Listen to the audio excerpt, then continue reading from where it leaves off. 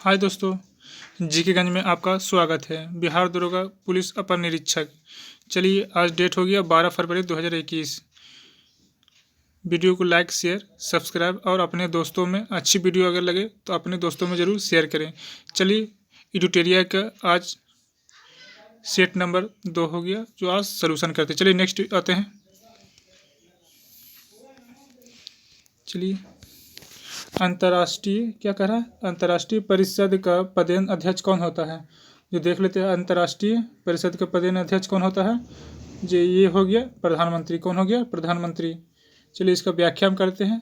संविधान का अनुच्छेद 200 क्या कहा है? 263 के अंतर्गत केंद्र और राज्यों के बीच समन्वय स्थापित करने के लिए राष्ट्रपति एक अंतर्राज्य परिषद का गठन करता है। चलिए नेक्स्ट आते हैं।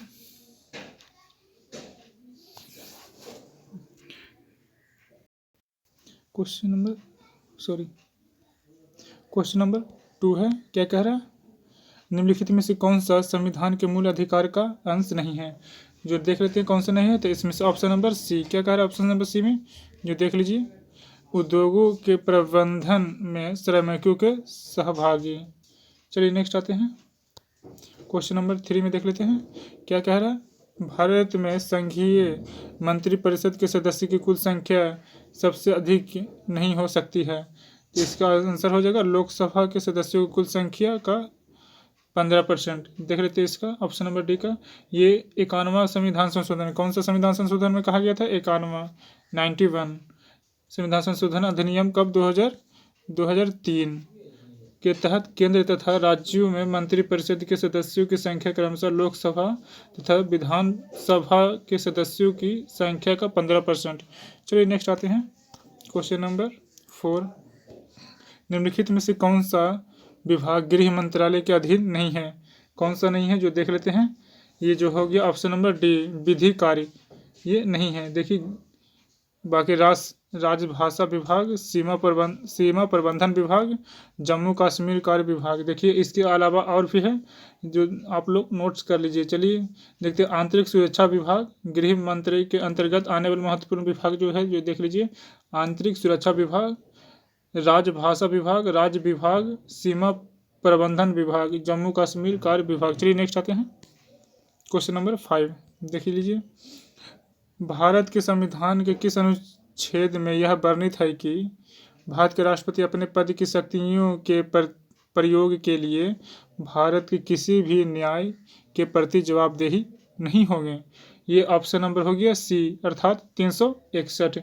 देख लेते हैं 361 में के तहत भारत के राष्ट्रपति अपने पद की शक्तियों का प्रयोग के लिए भारत के किसी भी न्यायालय में प्रति जवाबदेही नहीं है। अनुच्छेद 7 ऑप्शन नंबर 1 देखते हैं। क्या इसमें कहता है? 71 में कहता है कि 71 में है राष्ट्रपति के चुनाव से संबंधित मामले है। अनुच्छेद 143 क्या है? तो 143 जो राष्ट्रपति की सर्वोच्च न्यायालय की सलाह लेने की शक्ति है। अनुच्छेद 257 में क्या वर्णित है? देख लेते हैं। इसके तहत 257 के तहत संघ सरकार कुछ दशाओं में राज्यों पर नियंत्रित रखती है। चलिए नेक्स्ट आते हैं। आप लोग वीडियो को लाइक, शेयर, सब्सक्राइब करें और अपने दोस्तों को जरूर शेयर करें। चलिए नेक्स्ट आते हैं। किस संविधान संशोधन के तहत मतदान के लिए आयु सीमा को 21 वर्ष से घटाकर 18 वर्ष कर दिया गया है? जो आप लोग देख लीजिए। 61 क्या है? 61 अर्थात 61वें संविधान संशोधन कब हुआ था? तो 1989 में मतदान देने की आयु 21 वर्ष से 18 वर्ष कर दिया गया था। ये 69 संविधान संशोधन 1991 के तहत दिल्ली को राष्ट्रीय राजधानी क्षेत्र बनाया गया तथा दिल्ली संघ राज्य क्षेत्र के लिए विधान सभा का उपबंध किया गया। देख लीजिए कौन सा अनुच्छेद में वर्णित है? तो आप लोग ये 21 से 18 वर्ष के क्या कह रहा है संविधान से मत देने के लिए? तो इसका जो होता है सबसे बढ़िया तो ट्रिक है 3-2-6 वोट देवे जो, अर्थात 3-2-6 वोट देवे जो, अर्थात 326। चलिए नेक्स्ट आते हैं। क्वेश्चन नंबर 7 आप लोग भुलाइएगा नहीं। चलिए नेक्स्ट आते हैं। जिन प्रश्नों का उत्तर सदस्य तुरंत सदन में चाहता है उसे क्या कहते हैं? खाली स्थान उसे क्या कहते हैं? जो देख लेते हैं ये होगा तारांकित प्रश्न। तारांकित प्रश्न, आप लोग बताइए कि तारांकित प्रश्न में अधिकतम कितने प्रश्न पूछे जा सकते हैं? चलिए नेक्स्ट आते हैं। लोकसभा में कितनी सीटें अनुसूचित जाति और अनुसूचित जनजाति के प्रतिनिधियों के लिए आरक्षित हैं?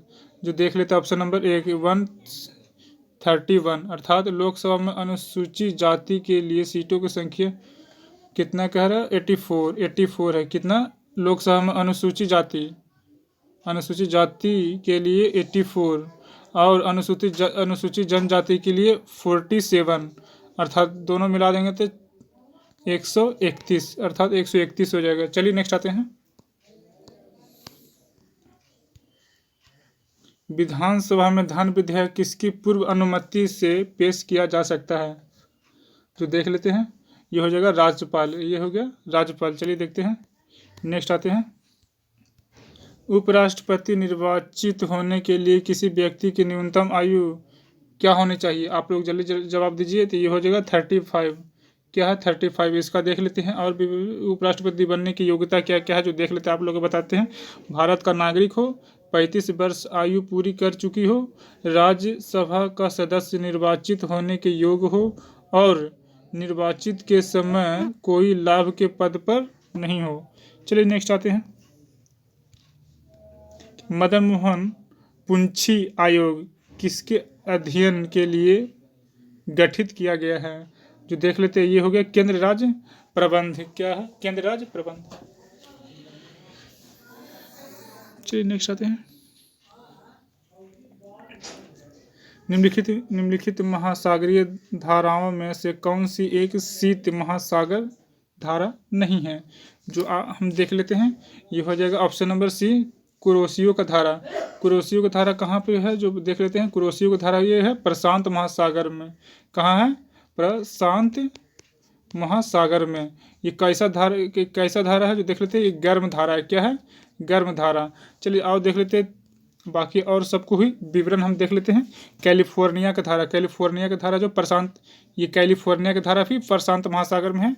प्रशांत महासागर में एक कैसा धारा है? तो ये ठंडी धारा, ये है ठंडी धारा है।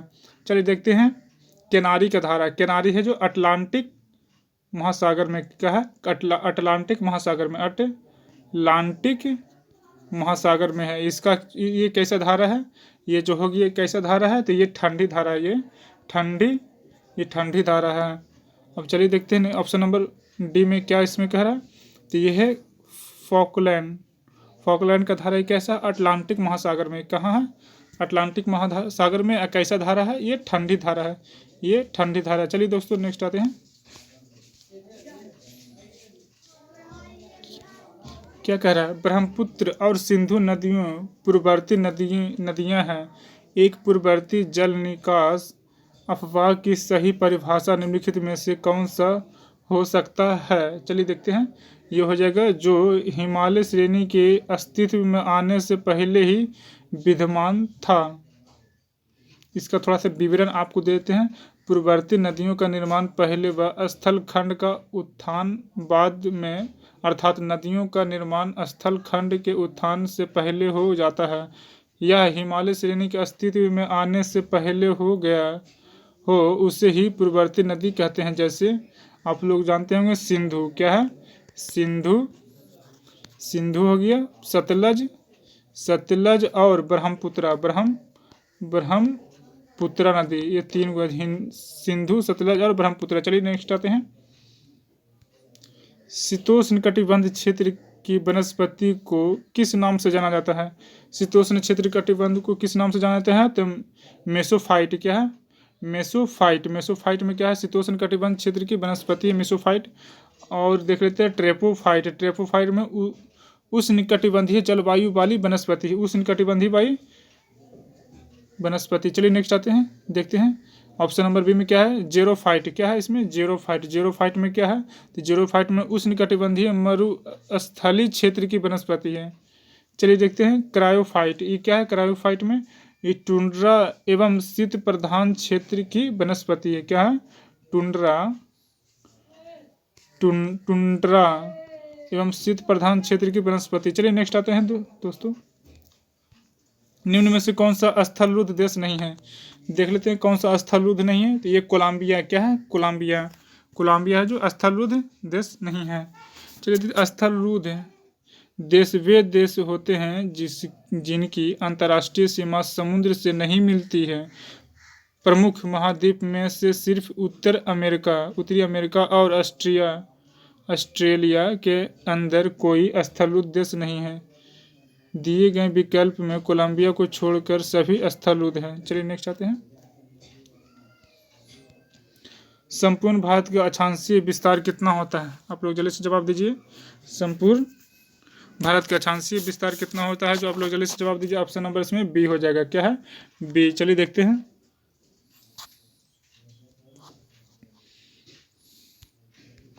जब नदी मैदान में प्रवेश करती है तो यह अवरोध के कारण मुड़कर टेढ़ी मेढ़ी बहने लगती है। क्या कहलाता है? चलिए देख लेते हैं। तो ये ऑप्शन नंबर बी हो जाएगा कि विसर्प। विसर्प कहलाएगा। क्या कहलाएगा? विसर्प। विसर्प कहलाएगा। चलिए इसका थोड़ा विवरण देख लेते हैं। जब नदियां मैदान भागों में प्रवेश करती है तो क्षैतिज अपरदन के अधिक प्रभावी होने के कारण ये घाटी को गहरा करने के बजाय चौड़ी लगने लगती है। नदी सीधे मार्ग के बजाय टेढ़ी मेढ़ी मार्ग में चलती है, जिससे नदी के मार्ग में अनेक मोड़ बन जाते हैं। इन मोड़ को ही हम विसर्प नदी कहते हैं। चलिए देखते हैं नेक्स्ट, कंचनजंगा राष्ट्रीय पार्क कहाँ स्थित है? आप लोग जल्दी जवाब दीजिए। ये बहुत ही इजी है। ये है जो ऑप्शन नंबर बी होगा। क्या है? कंचनजंगा राष्ट्रीय पार्क कहाँ? भारत के सिक्किम में है। सिक्किम में है। चलिए देखते हैं, निम्नलिखित में से कौन सा जायद फसल का उदाहरण नहीं है? जायद फसल का उदाहरण नहीं है जो देख लेते हैं, पटसन। क्या है? पटसन। जायद फसल को मार्च में बोया जाता है। क्या? मार्च में बोया जाता है और जून में, क्या है? जून में काटा जाता है। जैसे में आप लोग जवाब दीजिए। खीरा, ककड़ी, तरबूज इसकी प्रमुख फसलें हैं। चलिए नेक्स्ट आते हैं, ताप विद्युत परियोजना के संदर्भ में निम्नलिखित में से कौन सा जोड़ा सही है? जो देख लेते हैं कौन सा सही है। जो ये ऑप्शन नंबर क्या है? कवास, गुजरात में। क्या है? कवास, गुजरात में। आई जो ऑप्शन नंबर ए है, क्या कह रहा है? कोरबा। कोरबा है जो छत्तीसगढ़ में है। छत्तीसगढ़ में है। ये है रामगुंडम। रामगुंडम जो है ये तमिलनाडु में नहीं होना चाहिए, आंध्र प्रदेश में होना चाहिए। क्या है? आंध्र प्रदेश में। क्या है? आंध्र प्रदेश में। ये है तलचर। तलचर कहाँ है? गुजरात में। आंध्र प्रदेश नहीं, गुजरात में होना चाहिए। ये है गुजरात में। चलिए नेक्स्ट देखते हैं दोस्तों,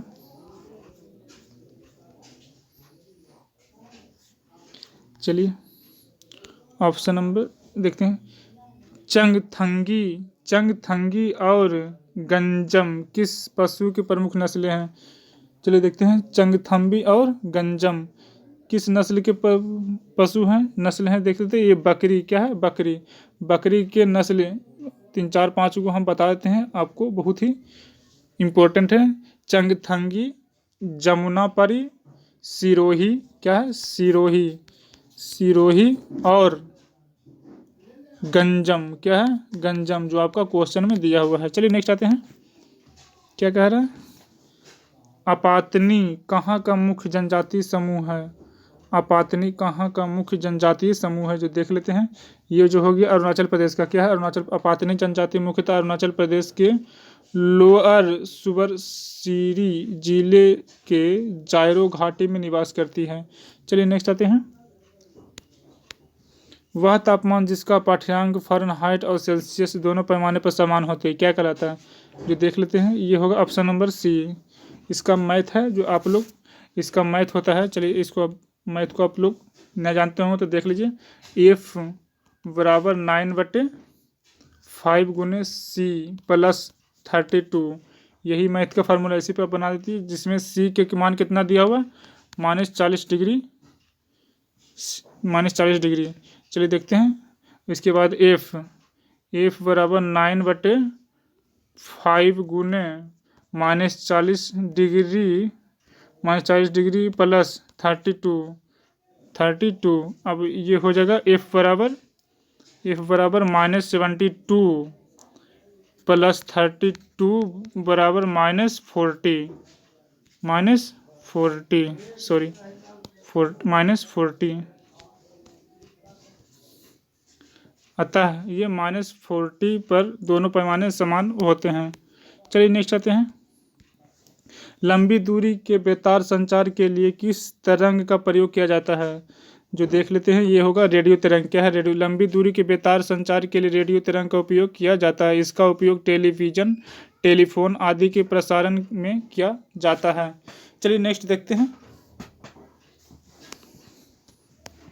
क्या कह रहा है। किसी वस्तु का आवर्धिक और आभासी प्रतिबिंब प्राप्त करने के लिए निम्न में से किसका प्रयोग किया जाता है? जो देख लेते हैं, ये हो जाएगा अवतल दर्पण। क्या है? अवतल दर्पण। किसी वस्तु का आवर्धिक और आभासी प्रतिबिंब प्राप्त करने के लिए अवतल दर्पण का प्रयोग किया जाता है। चलिए नेक्स्ट आते हैं। Alpha beta gamma. क्या कर? अल्फा बीटा गामा की वेदन शक्ति का आरोही क्रम निम्नलिखित में से कौन सा है? जो देख लेते हैं, तो अल्फा क्या कर? अल्फा बीटा गामा में गामा किरणें की वेधन क्षमता सबसे अधिक होता तथा आयनन क्षमता न्यूनतम होती है। चलिए नेक्स्ट आते हैं। तो इसका ऑप्शन जो हो जाएगा, देख लेते हैं क्या होगा। जो ये option number alpha beta gamma. चलिए नेक्स्ट आते हैं 27 में देखते हैं। हर स्पेक्ट्रम का तरंग दैर्घ्य कितना होता है?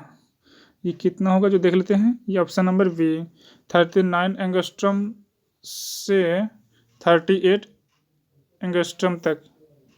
इसका जो है थोड़ा देख लेते हैं। ये हर्स स्पेक्ट्रम विद्युत चुंबकीय स्पेक्ट्रम का वह भाग है जो मानव नेत्र द्वारा देखा जा सकता है। हर्स स्पेक्ट्रम का 39 एंगस्ट्रम से 38 एंगस्ट्रम तक होती है। चलिए देखते हैं नेक्स्ट दोस्तों। लैंप की बत्ती में तेल किसके कारण ऊपर चढ़ता है? तो आप लोग जानते ही होंगे, कैसिकीय घटना से। लैंप की बत्ती रुई की बनी हुई होती है। रुई की बत्ती में बनी असंख्य केसी नलियों में केसी तत्व के कारण तेल क्या होता है? ऊपर की ओर चढ़ता है। चलिए देखते हैं। पेंडुलम को चंद्रमा पर ले जाने पर उसकी समयावधि पर क्या प्रभाव पड़ेगा? जो देख लेते हैं, इसका जो है क्या प्रभाव पड़ेगा? तो ऑप्शन नंबर ए बढ़ेगी। क्या है? बढ़ेगी। तो इसका जो होता है फार्मूला होता है, पेंडुलम की चंद्रमा पर ले जाने पर उसकी समय की अवधि टी बराबर होता है √L/छोटी g। यहाँ L का मान क्या है? स्थिर रहता है, जबकि छोटी g का मान घटते रहता है। अतः अपवर्तन काल T मान बढ़ेगा। चलिए नेक्स्ट आते हैं। क्या करें? यदि तांबे के तार को दुगुना बढ़ा दिया जाए तो उसके प्रतिरोध पर क्या प्रभाव पड़ेगा? तो देखते हैं इसका क्या प्रभाव पड़ेगा। तो 4 गुना। क्या होगा? 4 गुना। यदि तांबे के तार को 2 गुना बढ़ा दिया जाए तो इसका प्रतिरोध क्या हो जाएगा? 4 गुना हो जाएगा।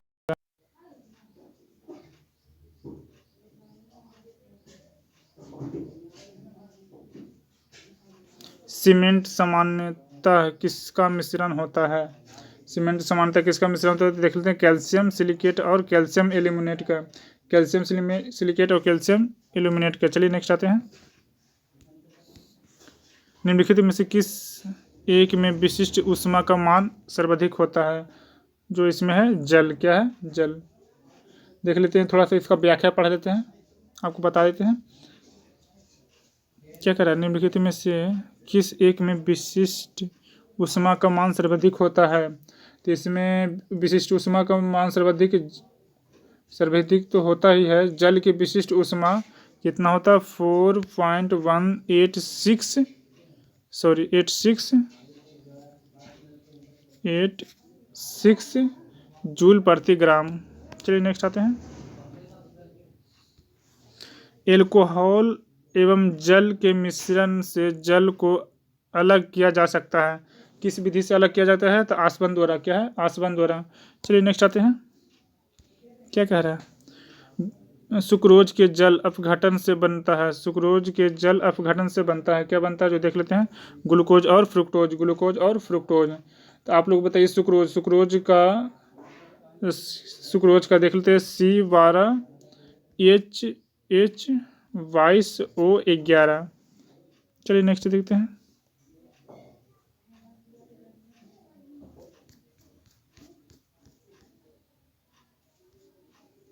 क्या कह रहा है? पेट्रोलियम से लगी आग के लिए किस प्रकार के अग्निशामक का प्रयोग किया जाता है? जो देख लेते हैं। तो ये हो जाएगा फोम प्रकार का। क्या फोम? पेट्रोल से लगी आग को बुझाने के लिए फोम प्रकार का अग्निशामक का प्रयोग किया जाता है। चलिए नेक्स्ट आते हैं। क्या कह रहा है? मिलान करने के लिए कह रहा है। तो इसमें जो हो जाएगा कॉपर सल्फेट। कॉपर सल्फेट का क्या होगा? कॉपर सल्फेट का फंगस नाशी। कॉपर सल्फेट फंगस नाशी। ये जो हो जाएगा कॉपर सल्फेट का फंगस नाशी। और पेनिसिलिन। पेनिसिलिन का खोज होगा। पेनिसिलिन का हो जाएगा प्रतिजैविक। यूरिया। यूरिया का जो हो जाएगा उर्वरक है। मेथे मेलेथायन। मेलेथायन। मेलेथायन क्या है? तो ऑप्शन नंबर कीटनाशक। तो ऑप्शन नंबर क्या हो जाएगा? ए। क्या हो जाएगा? ए। चलिए नेक्स्ट आते हैं। क्या कर रहा है? मनुष्य के जीभ के किस क्षेत्र तक कड़वाहट की संवेदना सीमित होती है? जो देख लेते हैं। ये होगा पिछला भाग से। क्या है? पिछला भाग से। ऐसे ही कहा जाता है कि कड़वाहट है जो अंदर से ही निकलता है, अर्थात पिछला भाग जो अंदर का भाग होता है वो। आपको देख लेते हैं। मनुष्य के जीभ के पीछे अर्थात पश्च भाग में कड़वाहट का संवेदना होती है, जबकि अग्रभाग में मीठे पश्च पार्श्व किनारे पर खट्टे एवं अग्र छोर और किनारे पर नमकीन स्वाद की संवेदना होती है। ये बीपीसी 66वीं में पीटी में पूछा गया प्रश्न है। चलिए नेक्स्ट आते हैं। यूरिया किस में संश्लेषित होता है? यूरिया जो है किस में संश्लेषित होता है? जो देखते हैं यकृत में। क्या है? यकृत में। यूरिया यकृत में संश्लेषित होता है।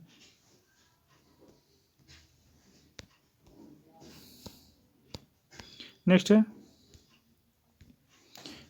उस विटामिन का नाम बताएं जो किसी मांसाहारी भोजन में नहीं मिलता है। देखते हैं कौन सा विटामिन है जो नहीं मिलता है। तो हो जाएगा विटामिन बी। क्या? Vitamin C. Vitamin C. Vitamin C एक प्रमुख स्रोत है। किस में पाया जाता है? खट्टे चीज़ों में पाया जाता है। आप लोग बताइए क्या दूध में विटामिन सी पाया जाता है या नहीं? आप लोग जल्दी से कमेंट कीजिए। दूध से दही स्कंदित करने वाला एंजाइम कौन सा है? जो देख लेते हैं कौन सा है।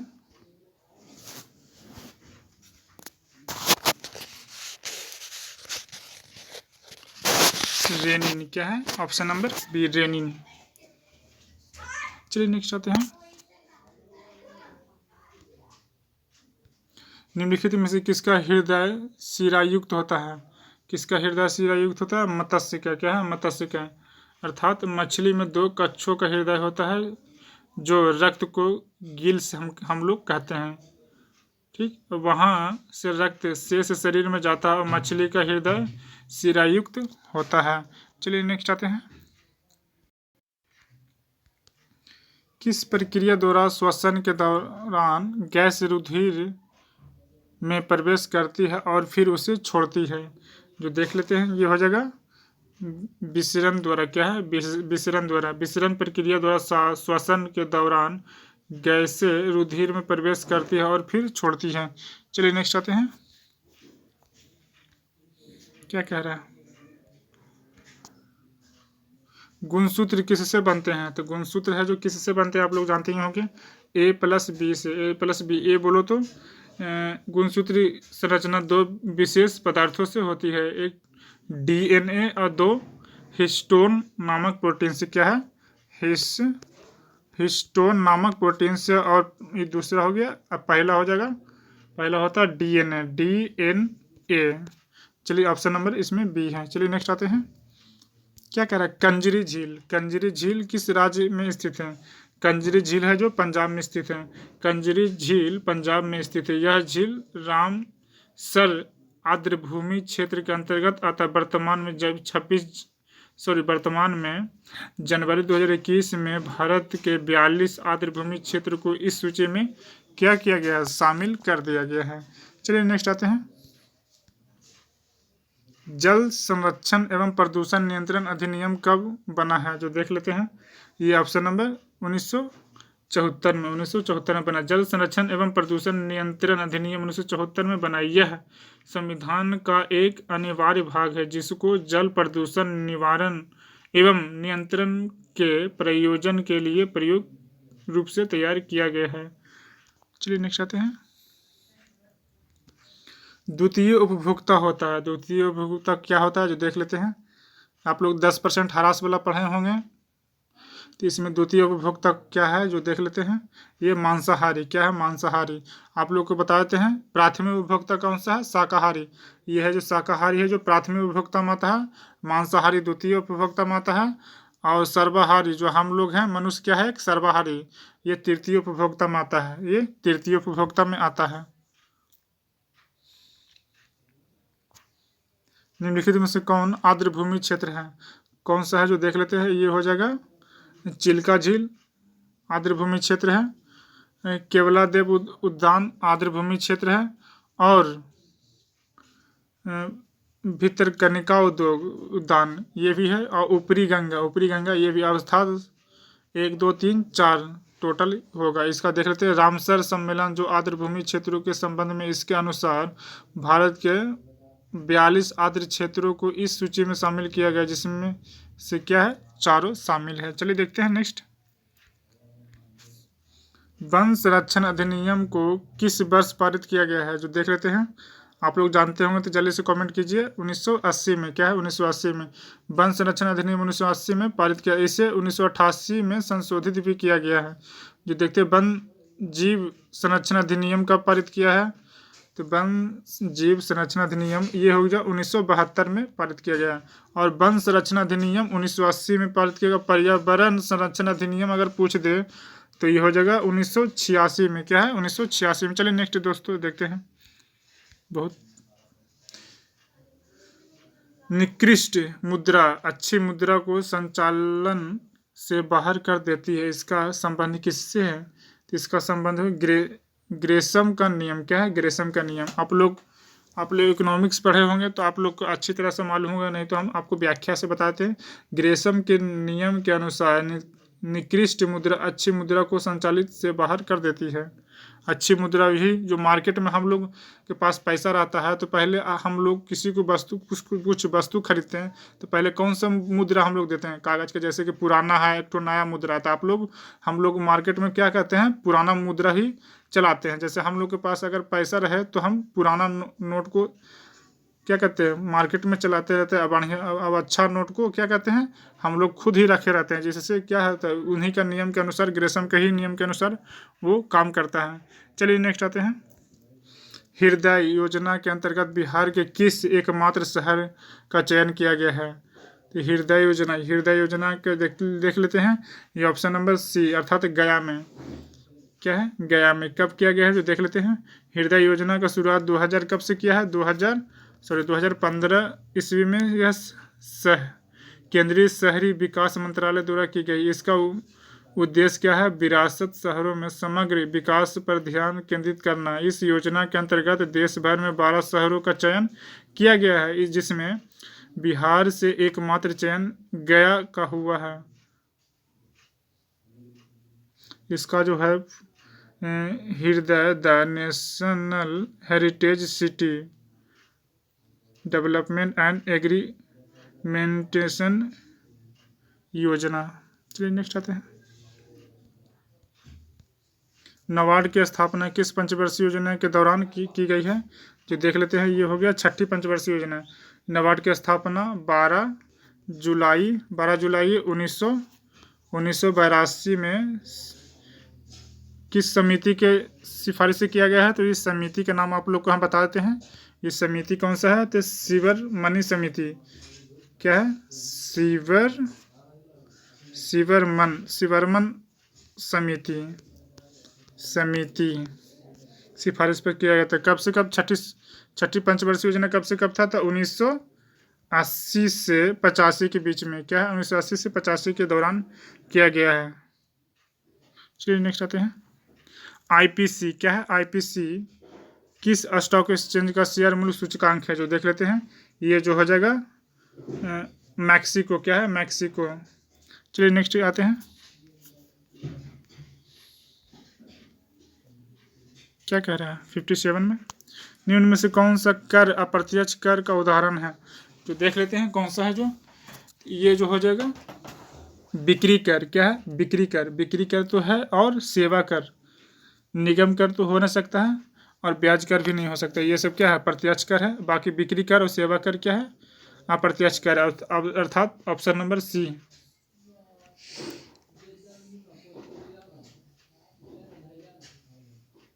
अप्रत्यक्ष कर का उदाहरण आप लोग बताते हैं सीमा शुल्क, सेवा कर, बाजार कर, मनोरंजन कर और बिक्री कर, स्टंप शुल्क आदि। ये सब क्या है? अप्रत्यक्ष कर है। आप लोग नोट्स कर भी कर सकते हैं वीडियो को पॉज करके। चलिए नेक्स्ट आते हैं। निम्न में से कौन सा स्वराज दल के नेता नहीं थे? कौन सा है जो स्वराज दल का नेता नहीं थे? जो देख लेते हैं तो ये ऑप्शन नंबर सी हो जाएगा। क्या है? सी राजगोपालाचार्य। क्या है? सी राजगोपालाचार्य। सी राजगोपालाचार्य स्वराज दल के नेता नहीं थे। मोतीलाल नेहरू तथा चित्तरंजन दास ने मिलकर कब किए थे? तो 1923 ईस्वी में स्वराज पार्टी की स्थापना की, जिसमें विट्ठुल भाई पटेल एवं श्रीनिवास अयंगर भी शामिल थे। अर्थात इनके सिवा छोड़ाकर बाकी सब थे। चलिए नेक्स्ट आते हैं। किसके प्रयास से बम्बई में प्रथम महिला विश्वविद्यालय की स्थापना की गई? जो देख लेते हैं ये हो गया डीके कार्वे। डीके कार्वे समाज सुधारक डीके कार्वे के प्रयासों से मुंबई में प्रथम महिला विश्वविद्यालय की स्थापना की गई। ये महाराष्ट्र के समाज सुधारक एवं सामाजिक कार्यकर्ता भी थे। चलिए नेक्स्ट आते हैं। निम्नलिखित घटनाओं में पर विचार कीजिए। देख लेते हैं क्या है। जो ये हो जाएगा पहले कौन आया था? जो देख लेते हैं ये होगा संथाल विद्रोह। संथाल विद्रोह क्या है?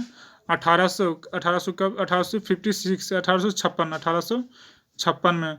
और देखते हैं सिपाही विद्रोह। सिपाही विद्रोह जो हुआ था ये 1857। क्या है? 1857 में। और क्या है? नील विद्रोह। नील विद्रोह कब हुआ था? तो 1860 में। और दक्कन विद्रोह कब हुआ था? तो 1875 में। 1875 में। आप लोग बहुत ही ऑप्शन नंबर इसका डी हो जाएगा। आप लोग हो सके तो आप लोग कॉपी में नोट्स कर सकते हैं, बहुत ही इम्पोर्टेंट है।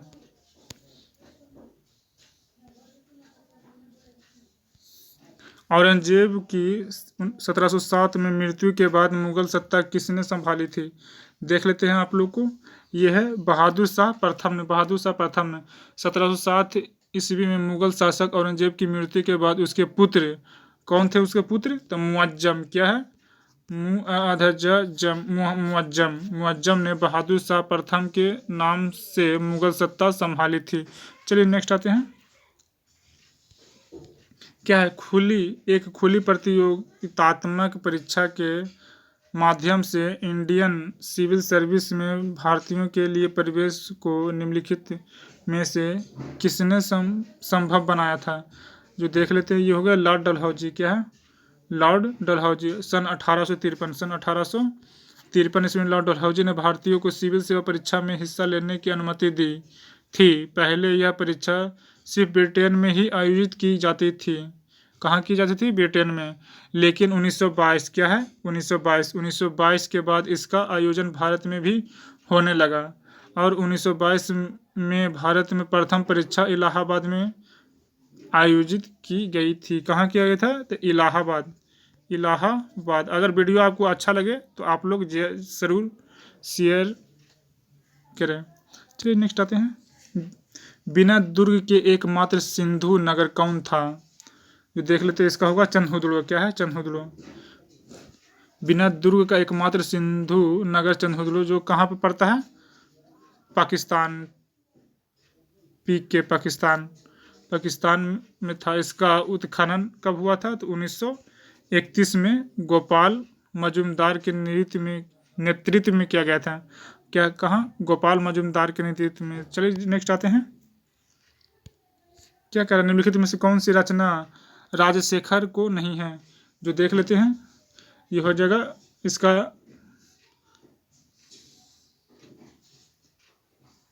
उपरोक्त में से कोई नहीं। क्या है? कोई नहीं। जो देख लेते हैं पहला जो हो जाएगा क्या कह रहा है? निम्नलिखित में कौन सी रचना राजशेखर द्वारा नहीं किया गया था? इनमें से कोई नहीं।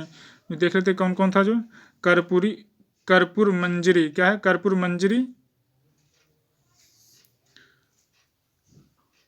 कर्पूर मंजरी ऑप्शन नंबर बी, 2 तो है ना। और काव्य मीमांसा क्या है? काव्य मीमांसा, काव्य काव्य मीमांसा, मीमांसा डिफिनेशन के साथ आप लोग को बता रहे, इसलिए आपको वीडियो थोड़ा लंबा हो जाएगा। चलिए, हरिविलास, हरिविलास भी है। और बाल रामायण, बाल रामायण क्या है? बाल रामायण, रामायण, ये 4 गो है। आप लोग फिर से याद कर सकते हैं, कर्पूरी मंजर, काव्य मीमांसा, हरविलास और बाल रामायण। चलिए नेक्स्ट आते हैं 65। रामकृष्ण मिशन की स्थापना किस वर्ष की गई थी? देख लेते हैं। रामकृष्ण मिशन की स्थापना 1897, क्या 1897 में कहाँ किया गया था? तो रामकृष्ण मिशन की स्थापना 1897 में बेलूर में किया गया था। कहाँ? बेलूर, बेलूर, सॉरी बेलूर में किया गया था। इसकी स्थापना विवेकानंद ने की थी। चलिए नेक्स्ट आते हैं शुंग वंश, क्या है? शुंग वंश, शुंग वंश की राजधानी कहाँ थी? तो शुंग वंश की राजधानी थी विदिशा, क्या है? विदिशा। चलिए इसको डिफिनेशन से थोड़ा आप लोग को बताते हैं, जिससे आपको जिंदगी में फायदा करे। शुंग वंश के संस्थापक पुष्यमित्र शुंग था। इसने 185 BC में मौर्य वंश के अंतिम शासक बृहद्रथ, क्या? बृहद्रथ की हत्या की तथा शुंग वंश की स्थापना की। शुंग वंश की राजधानी क्या है? विदिशा। आप लोग को जानते हैं हमें। चलिए नेक्स्ट आते हैं, क्या कह रहा है? अखिल भारतीय किसान सभा की स्थापना किस वर्ष की गई थी? अखिल भारतीय किसान सभा की स्थापना ये हो जाएगा 1936। सॉरी, इसका ऊपर एक छूट गया था, सॉरी। गांधी जी ने किस अधिवेशन में कहा था कि गांधी मर सकता है परंतु गांधीवादी नहीं? तो देख लेते, ये हो जाएगा कराची अधिवेशन में। कराची अधिवेशन कब हुआ आप लोग जानते होंगे, अगर ना जानते हो तो देख लीजिए। 1931, इसकी अध्यक्षता किसने किया था? तो ये हो गया सरदार वल्लभ भाई पटेल। अधिवेशन में ही गांधी जी को क्या कहा गया था कि गांधी मर सकता है परंतु गांधीवादी नहीं। चलिए नेक्स्ट आते हैं, ये तो आपको बता ही दिए हैं। चलिए देखते हैं, अखिल भारतीय किसान सभा की स्थापना किस वर्ष की गई है? तो ये 1930। इसमें कुछ प्रमुख आपको बता देते हैं। ये जो है अखिल भारतीय किसान सभा की स्थापना 1936 में लखनऊ में शाहजानंद सरस्वती द्वारा की गई थी। ये अवध किसान सभा की स्थापना 1920 में हुआ था। अगर पूछ दे कि अवध किसान सभा की स्थापना कब हुआ तो 1920 से। चलिए नेक्स्ट आते हैं, निम्नलिखित में से सही मिलान करें। सही मिलान करें, देखते हैं क्या है। जो ये जो है east India association, east India association की स्थापना 1866, अर्थात एक का डी। चलिए मद्रास महाजन सभा का स्थापना 1984, option number C. Uttar Pradesh किसान सभा की स्थापना 1918। और इंडियन सोसाइटी की स्थापना आप लोग बता ही दीजिएगा, ऑप्शन नंबर बी, अर्थात 1872। आप लोग खोज ही सकते होंगे, तो ये ऑप्शन नंबर बी हो गया। चलिए देखते हैं, अगर वीडियो अच्छा लगे तो शेयर, लाइक्स, कमेंट जरूर करें और अपने दोस्तों को जरूर बताएं। अकबर ने किसे कवि प्रिय की उपाधि दी थी? अकबर ने किसे कवि प्रिय की उपाधि दी थी? जो देख लेते हैं, ऑप्शन नंबर बी, बीरबल को। किसने? बीरबल को। अकबर ने बीरबल को कवि प्रिय की एवं राजा की उपाधि दी थी। बीरबल का वास्तविक नाम क्या है? आप लोग जानते होंगे तो बताइए, नहीं तो हम बताते हैं। तो बीरबल का वास्तविक नाम क्या है?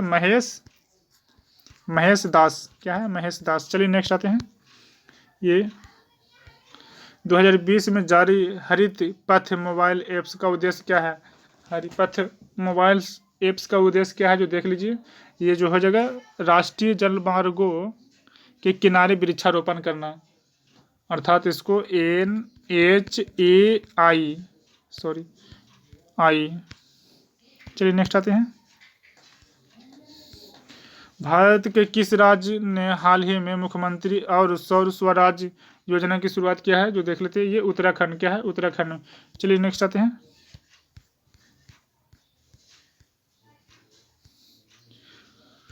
ये है संयुक्त राष्ट्र के प्रतिष्ठित ससाकावा पुरस्कार। क्या है? ससाकावा पुरस्कार 2019 किसे दिया गया है? जो देख लेते हैं, ये ऑप्शन नंबर ए पीके मिश्रा। क्या है? पीके मिश्रा। चलिए देखते हैं, ये उनका 2019 में दिया गया था। चलिए नेक्स्ट, भारत और किस देश के बीच द्विपक्षीय सैन्य अभ्यास जेमिक्स 2020 संपन्न हुआ था? जो देख लेते हैं, ये जो है ऑप्शन नंबर बी भारत और जापान। भारतीय नौसेना और जापानी मैरीटाइम्स सेल्फ डिफेंस फोर्स, जिसको हम कहते हैं JMSDF के जहाज़ों ने जेमिक्स 2020 के नाम से समुद्री द्विपक्षीय अभ्यास का संचालन किया। भारत जापान समुद्री द्विपक्षीय अभ्यास का यह चौथा संस्करण है। यह अभ्यास उत्तरी अरब सागर में कहाँ किया गया था? उत्तरी अरब सागर में। चलिए देखते हैं, कोविड-19 को महामारी घोषित करने वाला पहला राज्य कौन सा है? जो देख लेते हैं, ये होगा हरियाणा। क्या है? हरियाणा।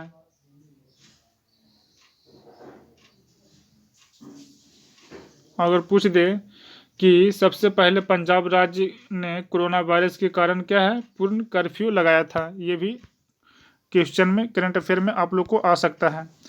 चलिए, किस राज्य के डल्ले खुर्रानी मिर्च को GI टैग प्रदान किया गया? आप लोग अगर GI टैग पढ़ना चाहते हैं तो आप लोग यूट्यूब के प्ले स्टोर में आप लोग जाकर मेरा जो बनाया हुआ है GI टैग, आप उसे देखकर पढ़ सकते हैं।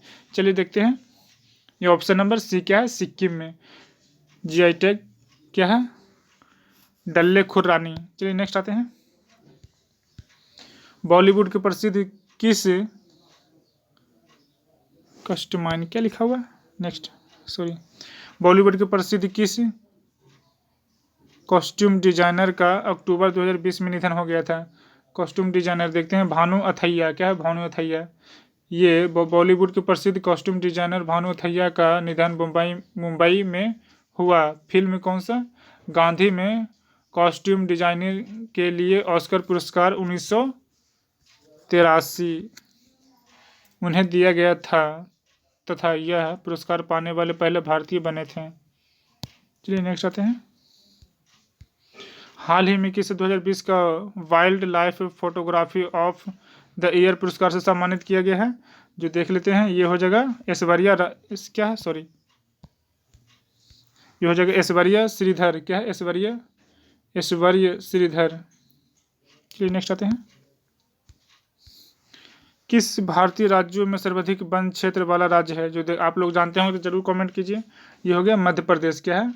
मध्य प्रदेश। सर्वाधिक वन क्षेत्र राज्यों में क्रमशः मध्य प्रदेश, दूसरा नंबर पर आ जाता है अरुणाचल प्रदेश, तीसरा नंबर पर आता है छत्तीसगढ़। चलिए नेक्स्ट आते हैं, ऑस्ट्रेलिया ओपन 2020 के पुरुष एकल खिताब विजेता कौन है? जो देख लेते हैं, ये हो जाएगा नोवाक जोकोविच। क्या है? नोवाक जोकोविच। आप लोग बताइए कि नोवाक जोकोविच ऑस्ट्रेलिया ओपन 2020 के पुरुष एकल विजेता नोवाक जोकोविच इसे कहाँ के हैं? आप लोग बताइए। इसे हम बताते हैं सार्बिया। क्या है? सार्बिया के हैं। जबकि उपविजेता डोमिनिक थिएम वो ये कहाँ के हैं? तो ये है जो ऑस्ट्रिया के हैं। यह खेल हार्ड कोर्ट पर खेला जाता है। चलिए नेक्स्ट आते हैं, हाल ही में चर्चा में रहा पन्ना टाइगर रिजर्व किस राज्य में स्थित है? जो देख लेते हैं, किस राज्य में स्थित है? तो ये जो है मध्य प्रदेश। क्या है? मध्य प्रदेश। चलिए नेक्स्ट आते हैं, ये हाल ही में चर्चा में रहा सूर्यधार झील किस राज्य में स्थित है? तो सूर्यधार झील हो जाएगा ये उत्तराखंड में। देखते हैं इसको, थोड़ा सा व्याख्या आप लोग को बताते हैं। ये उत्तराखंड के अभी वर्तमान में कौन सा? उत्तराखंड के मुख्यमंत्री त्रिवेंद्र सिंह रावत के द्वारा सूर्यधर झील का उद्घाटन क्या देहरादून के डोईवाला में किया गया था। इस झील का क्षमता 77,000 क्यूबिक मीटर है। क्या है? 77,000 क्यूबिक मीटर। चलिए नेक्स्ट आते हैं, नासा ने चंद्रमा पर पहला सेल्यूलर नेटवर्क स्थापित करने के लिए किस कंपनी को चुना है? थोड़ा देख लेते हैं, यह है नोकिया। क्या है? नोकिया। देखते हैं थोड़ा सा, नासा ने चंद्रमा पर पहला सेल्यूलर नेटवर्क स्थापित करने के लिए नोकिया को चुना है। यह नेटवर्क चंद्रमा पर 4G क्या है 4G संचार प्रणाली विकसित करेगा। नासा ने 2024 तक मानव को चंद्रमा पर भेजने तथा मिशन आर्टेमिस के तहत वहां लंबे समय तक रहने के लिए लक्ष्य रखा है। चलिए नेक्स्ट आते हैं। क्या कह रहा है 2 अक्टूबर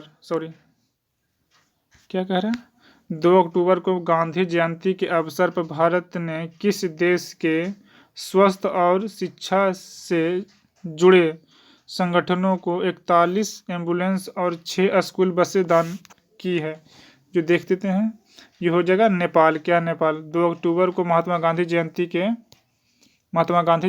के अवसर पर भारत में नेपाल के स्वास्थ्य और शिक्षा से जुड़े संगठनों को 41 एम्बुलेंस 6 स्कूल बसें दान की। भारत नेपाल का सबसे बड़ा व्यापारिक साझेदारी तथा विदेशी निवेश का स्रोत है। नेक्स्ट आते हैं। विश्व आर्थिक मंच का 50वां वार्षिक शिखर सम्मेलन 2020 का आयोजन कहाँ किया गया है? जो देखते हैं ये स्विट्जरलैंड में किया गया है। ये स्विट्जरलैंड। चलिए नेक्स्ट आते हैं।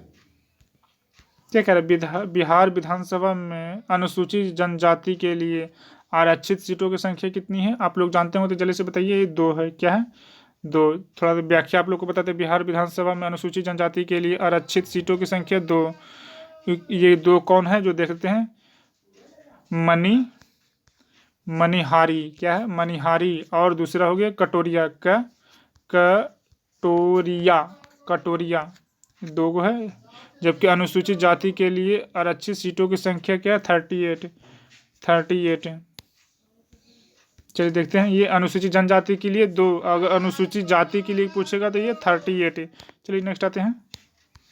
आप लोग को कन्फ्यूजन ना हो इसलिए हम आपको व्याख्या के साथ बता रहे हैं। हाल ही में प्रधानमंत्री नरेंद्र मोदी ने रोपैक्स टर्मिनल और रोपैक्स सेवा का उद्घाटन किस राज्य में किया गया है? जो आप लोग जानते हो तो जल्दी से जवाब दीजिए। ये होगा गुजरात में। क्या है गुजरात में। थोड़ा सा इसका व्याख्या आप लोग को बताते हैं कि आप लोग कभी भूले नहीं।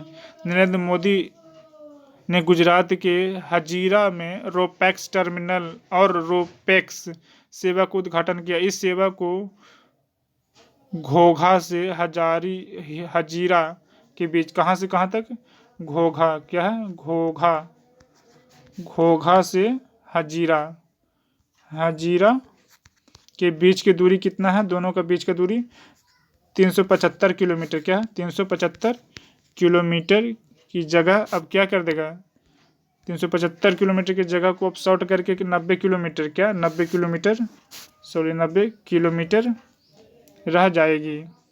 चलिए नेक्स्ट आते हैं। तो इसका जो ऑप्शन होगा ये, और इसका जो ऑप्शन होगा आप लोग देखिए गुजरात। क्या है गुजरात। नेक्स्ट आते हैं। हाल ही में आइवरी कोस्ट के नए प्रधानमंत्री कौन बने हैं? जो आप लोग देख लीजिए। ये होगा Hamid Bakayoko. Option number B Hamid Bakayoko. Ivory Coast का अफ्रीका देश है। क्या आइवरी कोस्ट कहाँ है? अफ्रीका देश के अंतर्गत आता है, जिसकी राजधानी यामोस्क्रो देख लीजिए। यामोस्क्रो।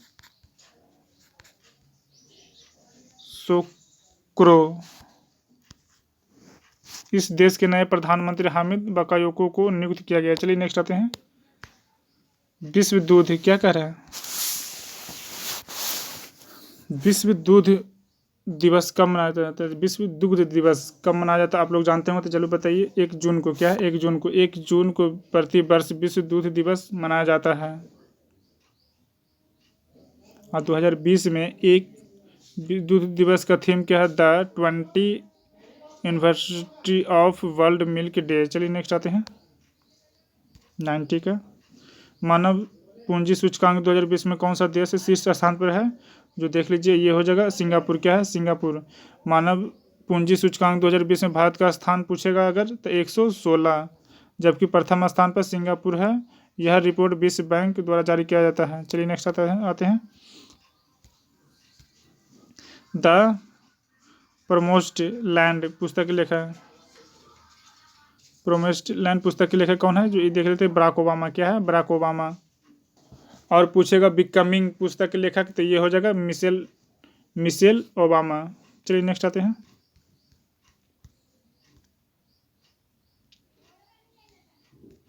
भारत के 11वें मुख्य सूचना आयुक्त कौन नियुक्त हुए हैं, जो देख लीजिए, ये जो हो जाएंगे यशवर्धन सिंह। चलिए नेक्स्ट आते हैं। क्या कह रहा है आप लोग को, थोड़ा सा निम्नलिखित में से किसका सही मिलान नहीं है, देख लेते हैं। ये जो हो जाएगा त्रिपुरा के जो है नजमा हेपतुल्ला नहीं होगा। त्रिपुरा का राज्यपाल जो हो जाएगा रमेश वैस,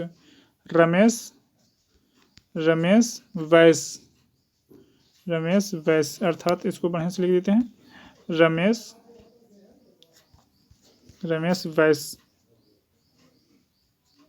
रमेश वैस होगा, बाकी सब ठीक है। चलिए नेक्स्ट आते हैं। विश्व मृदा दिवस 2020 का थीम क्या है, जो देख लेते हैं। ये हो जाएगा option number A, keep soil alive, protect soil, क्या क्या बायोडायवर्सिटी। चलिए नेक्स्ट है बायोडायवर्सिटी। पर्यावरण के क्षेत्र में सहयोग हेतु भारत ने किस देश के साथ समझौता किया, जो देख लेते हैं आप। भूटान, क्या है भूटान। भारत में जून 2020 में भूटान के साथ पर्यावरण क्षेत्र में सहयोग हेतु एक समझौता किया। चलिए नेक्स्ट आते हैं। वाईफाई, क्या कह रहा है। वाईफाई की सुविधा प्राप्त करने वाला 500वां रेलवे स्टेशन कौन सा बना है, देख लेते हैं कौन सा स्टेशन बना है जो आप लोग को। ये हो गया मिदनापुर, क्या है मिदनापुर। ये कहाँ पे पड़ता है, ये है पश्चिम बंगाल में। ये पश्चिम बंगाल में क्या है, पश्चिम बंगाल में मिदनापुर पड़ता है। चलिए नेक्स्ट आते हैं। भारत ने अपना पहला परमाणु परीक्षण कब किया है, आप लोग जानते ही होंगे, बताइए। ये हो गया मई 1974 में, मई 1974। चलिए इसका थोड़ा सा व्याख्या आप लोग को बता देते हैं, ये बहुत ही एग्जाम में पूछता है। भारत में पहला परमाणु परीक्षण 18 मई, क्या है 18 मई 1974 को राजस्थान के पोखरण जैसलमेर में किया गया था। इस परमाणु बम में प्लूटोनियम का प्रयोग किया गया था। किस चीज़ का किया गया था, तो प्लूटोनियम का प्रयोग किया गया था। भारत में अपना पहला दूसरा परीक्षण किया गया था 1998 में। दूसरा अगर पूछेगा तो 1998 में ऑपरेशन शक्ति के नाम से पोखरण में किया गया था, क्या ऑपरेशन शक्ति। चलिए नेक्स्ट आते हैं, थोड़ा वीडियो बड़ा हो गया है। अंतर्राष्ट्रीय श्रम संगठन का मुख्यालय कहाँ स्थित है। अंतर्राष्ट्रीय श्रम संगठन का मुख्यालय जिनेवा में, क्या जिनेवा में। अंतर्राष्ट्रीय श्रम संगठन संयुक्त राष्ट्र की एक विशिष्ट एजेंसी है। चलिए नेक्स्ट आते हैं। क्या कह रहा है, दक्षिण पूर्व एशियाई राष्ट्रों के संघ में कौन सा देश शामिल नहीं है, जो देख लेते हैं। ये मालदीव नहीं है, ये मालदीव। दक्षिण पूर्व एशियाई संघ के गठन 8 अगस्त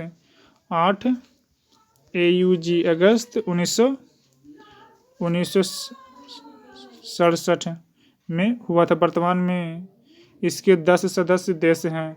वर्तमान में इसके कितने सदस्य देश हैं, तो 10 है जो आप लोग को हम बता रहे हैं, आप लोग लिख लीजिए।